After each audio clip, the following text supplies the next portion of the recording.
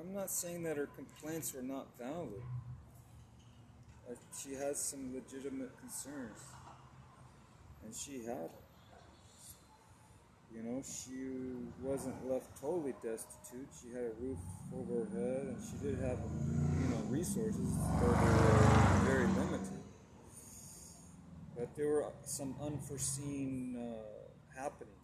There were some contingencies that happened that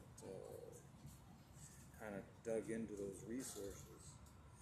They weren't expected, and that's how life is. You have these things that pop up out of nowhere, and you either try to avoid them or you got to confront them and deal with them head on.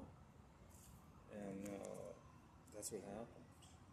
There were enough resources during some lean times, but things happened that required dipping into some of those resources, which caused further depletion of those resources, and so things got super lean, from lean to super lean. So we had to rough it out, tough it out for a couple months until more income came in.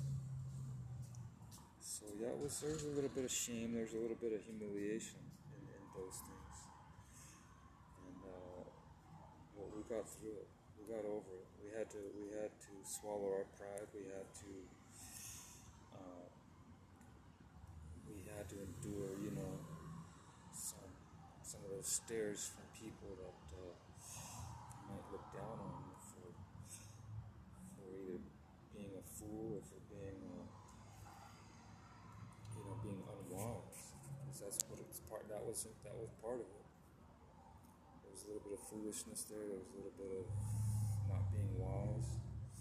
You're supposed to be a good steward of what God gives you. You're supposed to be wise with your money. You're supposed to be wise with your time, with your resources. And you're supposed to show wisdom in all aspects and all areas of your life. And much of what happens to us is because of our own actions or inaction. You can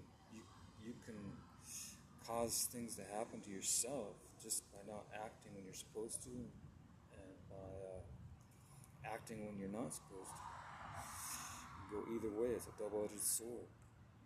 So wisdom gives you the ability to rightfully apply knowledge where it's gained, and apply it rightfully and tactfully and diligently. That's how people progress. They don't keep going around in circles, an endless circle. Aimlessness, I believe that's St. Peter or St. James says that in one of the epistles. Your aimless conduct, because that's what it is. He was accusing his fellow Jews of having aimless conduct, because they kept going around that old Levitical priesthood, which was no longer applicable. They were trying to do it their own way. They were trying to establish their own righteousness rather than God's way, rather than a proven way, a better method. They were still adhering to ways that were obsolete and no longer applicable to modern times. And that's what people still try to do. They try to make things applicable where it's not. And it doesn't work. It just makes matters worse, not to